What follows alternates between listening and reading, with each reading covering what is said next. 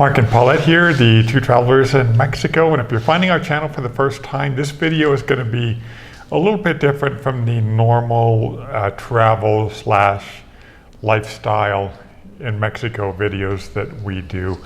We're going to be talking about the drought that's been going on, especially in the northern central highlands of Mexico, and the effects that it's been having on people and what's being done about it. We'll give you a little bit of a perspective, a little past history, as well as what's going on today.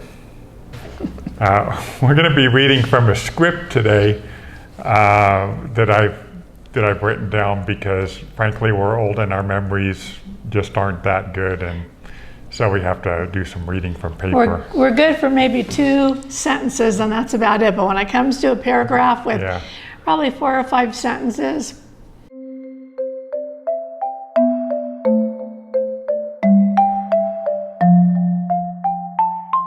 not good. But we're not going to be newscasters from Saturday night live. No. We're just going to be telling you some stuff, and we got to have our notes. All right. So bear with us. Drought. Okay, this is a real thing that's going on in Mexico. For some of you that are considering moving here, we think that this is an important topic that you should be aware of. For years, the vast majority of Mexico has been in a drought. Since 1960, rainfall is down by 60%. The issue is worse in the higher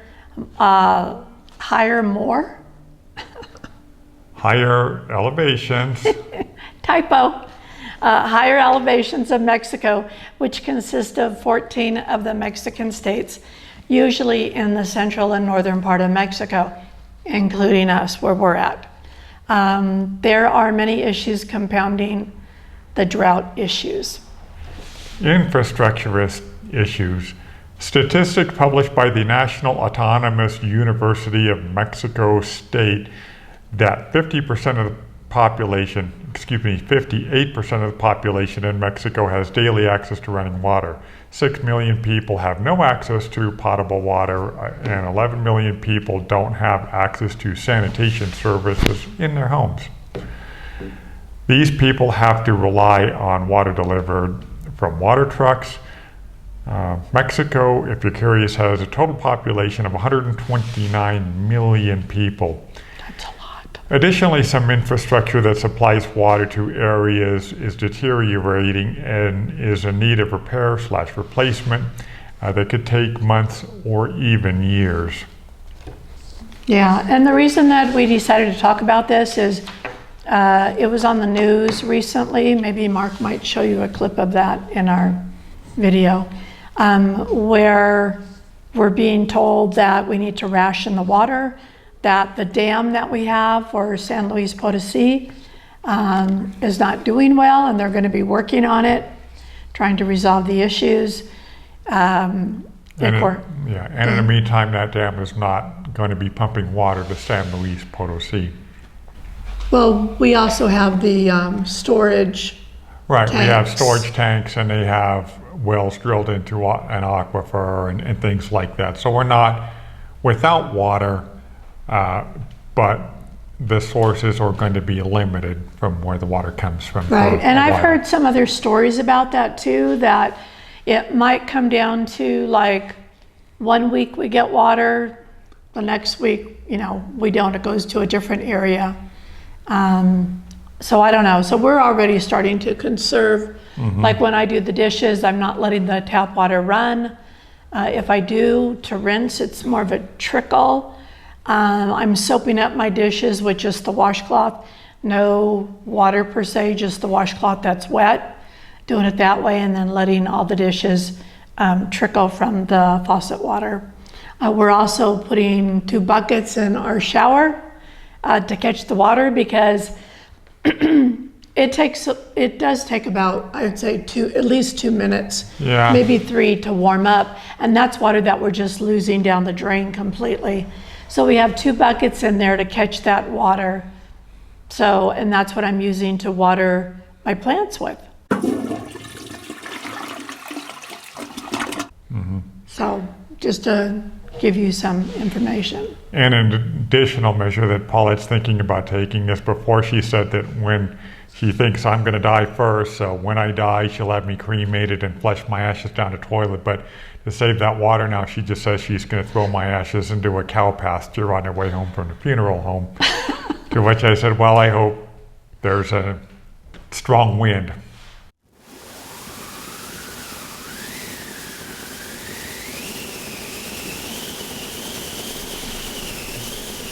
I'm not even going to take you to a funeral home. Oh, okay. We'll just take you right to the, well, I guess it is a funeral home that would cremate you, huh? Yeah. Yeah. All right.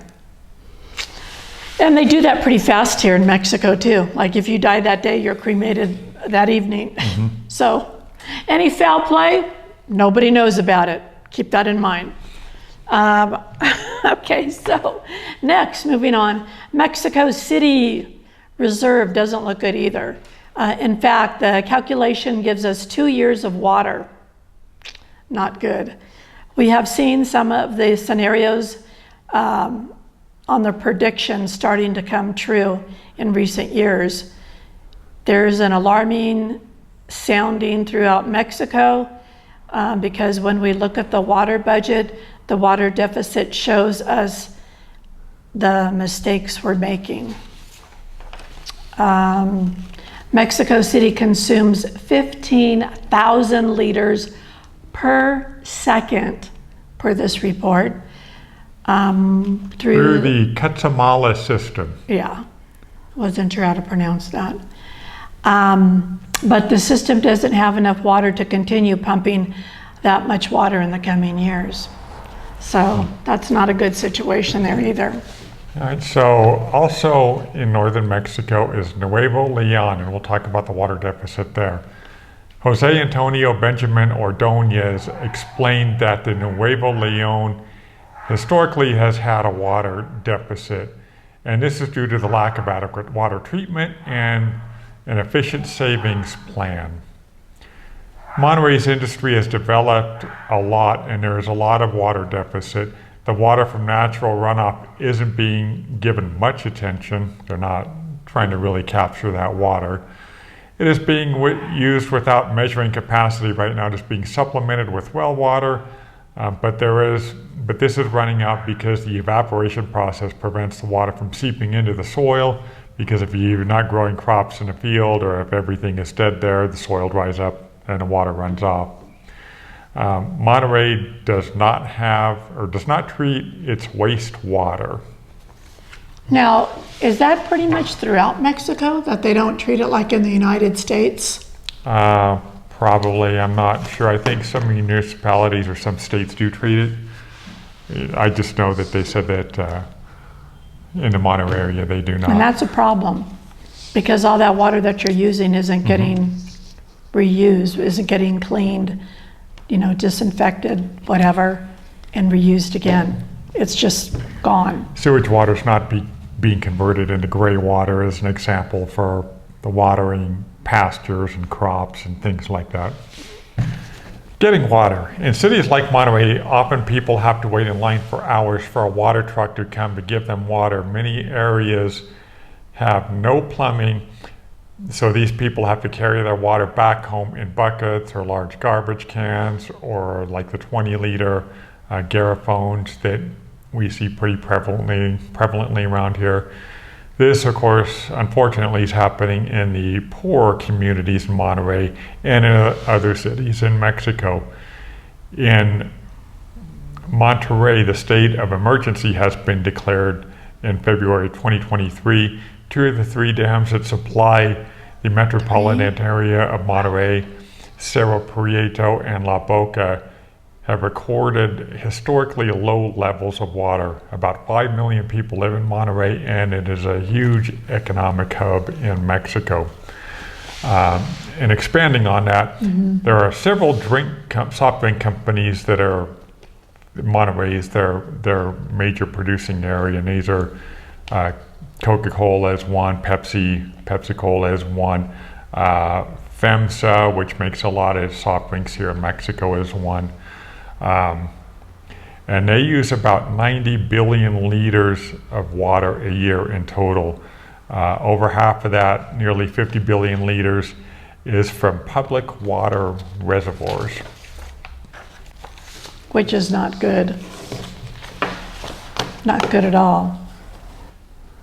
In the higher elevations of Mexico, getting water from aquifers is fairly prevalent. However, these aquifers are now being overused and are starting to dry up.